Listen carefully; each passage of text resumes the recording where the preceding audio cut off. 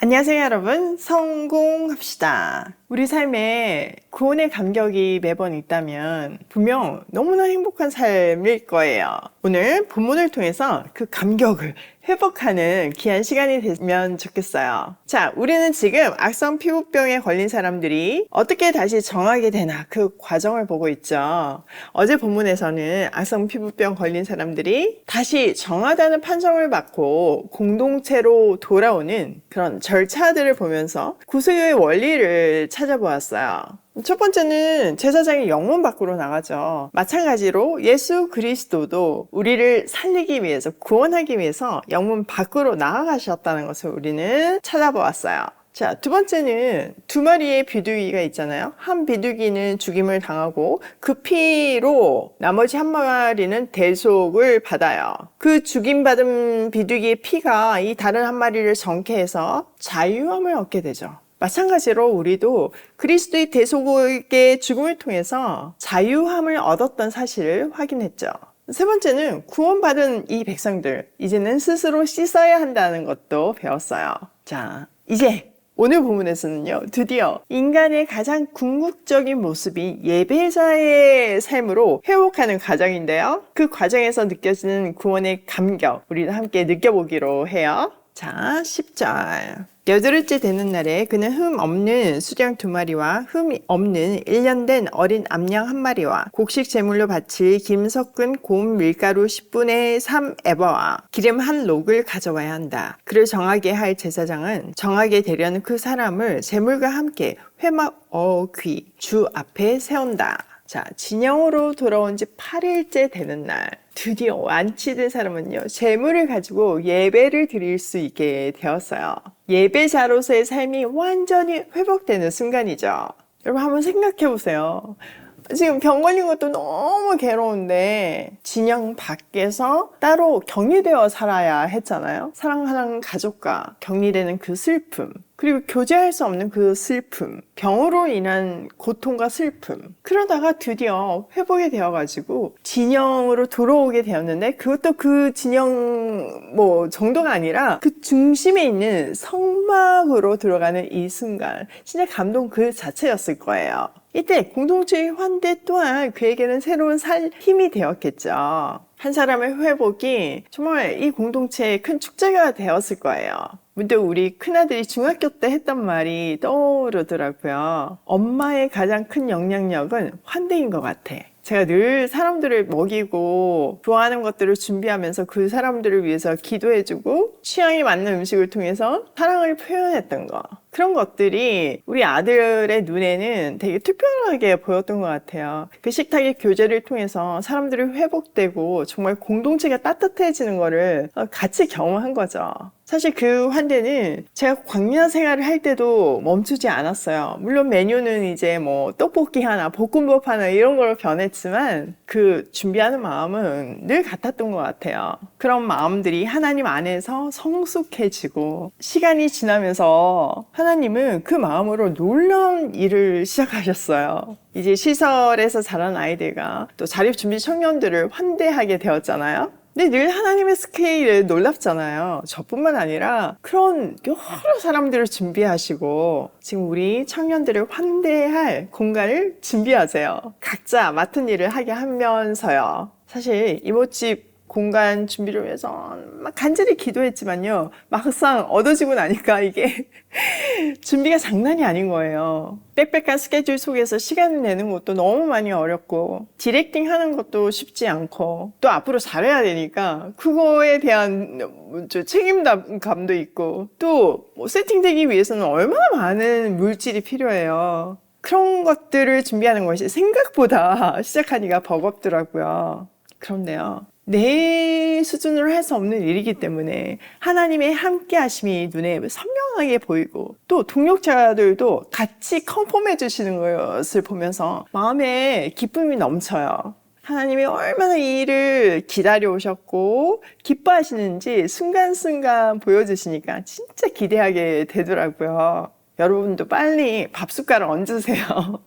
제가 댓글에 자세한 정보 남겨놓을게요. 자, 12절. 제사장은 수령 한 마리를 끌어다가 그것을 기름 한 록과 함께 속건 제물로 바치는데 그것은 주 앞에서 흔들어 바치는 제물이므로 제사장은 그것들을 흔들어야 한다. 제사장이 그렇게 하고 나면 정하게 되려는 그 사람이 속죄 제물과 번제물을 잡는 바로 그 장소, 곧 거룩한 곳에서 나머지 수령 한 마리를 잡는다. 속건 제물은 속죄 제물과 마찬가지로 제사장의 몫이 된다. 그것은 가장 거룩한 것이다. 자, 숫양 2마리로 각각 속건 제물과 속죄 제물로 드리고 암양은 번제로 드리고 밀가루 10분의 3 에바와 기름 한 록은 소제로 드려야 했어요. 자, 14절. 제사장은 속건 제물의 피를 받아다가 정하게 되려는 사람의 오른쪽 깃불과 오른손 엄지와 오른발 엄지에 발라야 한다. 그런 다음에 제사장은 기름 한 록에 얼마를 들어 왼손 바닥에 붓고 오른쪽 손가락으로 왼손 바닥에 부은 기름을 찍어 그 손가락에 묻은 기름을 주 앞에서 7번 뿌린다. 그리고 제사장은 손바닥에 남아있는 기름을 정하게 되려는 그 사람의 오른쪽 깃불과 오른손 엄지와 오른발 엄지에 이미 발라놓은 속건 제물의 피 위에 바른다. 그리고 나머지 기름 곧 제사장의 손바닥에 남아있는 기름은 정하게 되려는 사람의 머리에 바른다. 그리고 나서 제사장은 주 앞에서 그 사람의 죄를 속하여 주어야 한다. 부정한 상태에서 이제 정하게 되려는 그 사람의 죄를 속하여 주려고 제사장은 속죄 제물을 바친다. 그렇게 한 다음에 정하게 되려는 그 사람이 번제물을 잡으면 제사장은 번제물과 곡식 제물을 제단에 바친다. 이렇게 하여 제사장이 그의 죄를 속하여 주면 그는 정하게 된다. 자, 속건 제물의 피를 오른쪽 깃뿌리와 오른쪽 엄지손가락과 오른쪽 엄지발가락에 바르래요. 그 뒤에 기름도 그렇게 하죠.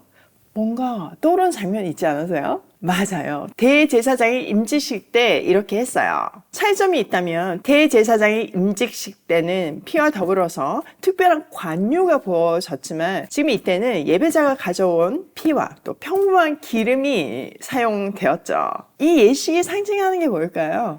네, 맞아요. 새로운 삶이 시작되었음을 말해주고 있어요. 귀는 하나님의 말씀을 듣기 위해서 구별되고 또 손은 의로운 일을 위해서 구별되며 발은 주의 길을 가도록 구별되었음을 의미하는 거죠.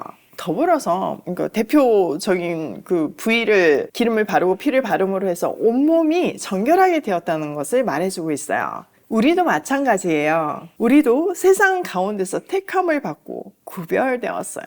짐 바깥에서 제 가운데서 그게 죄인지도 모르고 고통을 받으며 그 고통의 원인이 뭔지도 모르면서 그렇게 살아가는 우리를 하나님은 택하시고 구별하시고 진 안으로 예배 공동체 안으로 들어오게 하셨어요. 이제 우리는 왕같은 제사장으로 부름을 받고 새로운 삶을 살게 되었죠. 하나님을 소개하는 직분을 받고 그런 삶을 살고 있는 거예요. 여러분, 그 극명한 대조를 이루는 진영 밖의 삶과 진영 안의 예배자의 삶, 그 구원의 감격이 오늘 이 악성 피부병에 걸린 사람이 격리되어 살다가 들어왔을 때 그 감격처럼 우리 삶에서 매일 새롭게 경험되어져야 돼요. 시편 기자는 새 노래라고 표현하잖아요. 매일 새 노래를 부르는 우리가 되기로 해요. 자, 21절. 그러나 가난해서 그렇게 많은 것을 바칠 수 없는 사람이 자기의 죄를 속하려 할 때에는 그는 제사장이 흔들어 바칠 속건 제물로는 수정 한 마리를 가져오고 곡식 제물로 바칠 기름으로 반죽한 고운 밀가루는 10분의 1 에바만 가져오면 된다. 기름은 마찬가지로 한 록이다. 힘이 닿는 대로 산비둘기 2마리나 집비둘기 새끼 2마리를 가져다가 한 마리는 속죄 제물로 다른 한 마리는 번제물로 바치면 된다. 8일째 되는 날에 그는 정하게 되려고 바치는 이 모든 제물을 제사장에게로 곧 회막 어귀에 주 앞으로 가져와야 한다. 그러면 제사장은 속건 제물로 바칠 숫양과 기름 한 록을 받아다가 주에게 흔들어 바치는 제물로 그것들을 흔들 것이다. 그런 다음에 제물을 바치는 사람이 속건 제물인 양을 잡으면 제사장은 속건 제물의 피를 받아다가 정하게 되려는 사람의 오른쪽 깃볼과 오른쪽 엄지와 오른발에 바른다. 또 제사장은 기름 얼마를 왼손 바닥에 붓고 오른쪽 손가락으로 왼손 바닥에 부은 기름을 조금 찍어 주 앞에서 7번 뿌린다. 또 제사장은 제사장은 손바닥에 남아있는 기름을 정하게 되려는 사람의 오른쪽 깃볼과 오른쪽 엄지와 오른발 엄지 곧 속은 제물의 피를 바른 바로 그 곳에 덧바른다. 제사장이 손바닥에 남아있는 기름은 정하게 되려는 사람의 머리에 바른다. 이렇게 하는 것은 제사장이 주 앞에서 그의 죄를 속하여 주려고 할 때 하는 것이다. 제사장이 이렇게 하고 나면 정하게 되려는 그 사람은 자기의 힘이 닿는 대로 가져온 산비둘기나 집비둘기 새끼 가운데서 힘이 닿는 대로 한 마리는 속죄 제물로 다른 한 마리는 번제물로 곡식 제물과 함께 바친다. 그러면 제사장은 정하게 되려는 그 사람의 죄를 주 앞에서 속한다. 이상은 악성 피부병에 걸린 사람이 정하게 되는 예식을 치르면서 넉넉한 제물을 바칠 수 없을 때에 지킬 규례이다. 자, 가난한 사람에 대한 배려예요. 짐승 3마리 두는 거 부담스러울 수 있잖아요. 그때는 자기 형편대로 비둘기로 대체할 수 있었어요. 그런데 양은 드려야 했죠. 그 이유는 정확하게 밝혀지지는 않았어요. 곡물도 그 양이 작죠. 이렇게 힘이 닿는 대로 제물의 규모는 줄일 수 있었어요. 힘이 닿는 대로가 지금 3번 반복되잖아요. 이 본문 안에. 그러니까 그 어떤 상황도 하나님께 나아오는 것을 막을 수 없다는 것을 분명하게 강조하고 있는 거죠. 자, 오늘 내용을 우리 삶에 한번 적용을 해보면 첫 번째, 예배자로서의 삶의 감격을 회복하자. 구원의 감격을 매일 누릴 수 있는 게 가장 큰 축복이고 은혜예요. 저도 제일 감사한 게 그거거든요. 저희 목사님이 농담으로 지난 권사가 눈물을 안 흘리면 설교가 잘 안 된다고 이렇게 농담을 하시는데, 제가 예배를 드릴 때 맨 앞에 앉는데 왜 이렇게 맨날 눈물이 나요? 그냥 예배할 수 있는 것이 너무 감격이고, 이 말씀, 보석 같은 말씀을 볼 수 있는 게 감사하고, 또 그 말씀을 깨달아지는 게 감격인 거예요. 그러니까 막 계속 눈물이 나니까. 예전에 한참 어려울 때는 사연이 있어서 그런 줄 아셨는데, 요즘은 이제 오해 안 하시더라고요. 구원의 감격을 늘 누리는 우리가 될 수 있게 해달라고 은혜를 구하기로 해요. 두 번째, 거룩이 파워이다. 자, 이거 보니까 정말 왕 같은 제사장으로서의 새 삶이 시작되잖아요. 제사장한테 거룩은 파워예요. 쉽게 예를 들자면 목사님이 말씀도 너무 잘 전하시고 다 잘하는데 삶은 엉망이다. 그러면 이거 전혀 도움이 안 되잖아요. 오히려 그 전한 말씀이 무너지잖아요. 마찬가지예요. 거룩이 우리 삶에서 바로 세워지지 않는다면, 기준이 분명하지 않는다면요, 그 모든 우리의 노력은 거짓으로 보여요. 하나님과 나의 관계, 이 수직적인 기준이 선명해지면요, 나머지 수평적인 모든 관계는 다 제자리를 찾고요, 하나님께로 더 가까워지고 돈독해져요. 이게 참 놀라운 원리예요. 세 번째, 환대하는 삶을 살자. 여러분, 이 격리되어 살던 사람이 진영 안으로 들어왔을 때, 다시 그 예배자의 삶을 살게 되었을 때 그 감격을 생각해 보세요. 그때 공동체가 그를 환대해 줬을 때 그 감격은 아마 배가 되었고 완전히 다른 삶을 살 수 있게 하는 힘이 되었을 거예요. 마찬가지예요. 하나님이 우리 오이 패밀리에게 이모집을 준비하게 하셨어요. 살 소망이 없었던 우리 자립준비 청년들에게 환대하기를 원하시는 거예요. 정성껏 차린 음식으로 사랑을 느끼게 하고, 한 번의 봉사가 아니라 하루에 3번이 엄마가 바뀌는 그런 보육원 생활을 했지만 변하지 않는, 늘 그 자리에서 자기를 바라봐주는 이모라는 존재에 분명 새 힘을 얻게 될 줄 믿어요. 환대하는 삶이 우리 인생의 가장 축복이었음을 고백하는 우리가 되면 좋겠어요. 숟가락 빨리 얹으세요. 오늘도 구원의 감격으로 세상을 환대하며 제사장의 발걸음으로 고고싱해요.